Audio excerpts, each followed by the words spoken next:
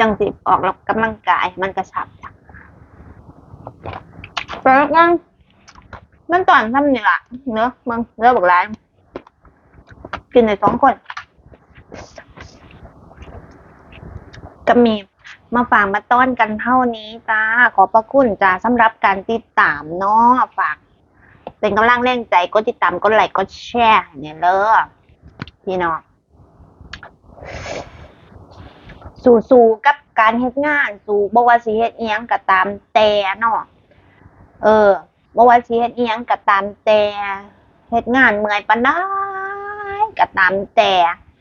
เฮาต้องแบบว่าหาความสุขให้เจ้าของมาฮีลใจเจ้าของนำแต่ละมื้อแต่ละเดย์บ่ว่าเฮาสิพ้อคนประสาทแตกหรือไผก็ตามแต่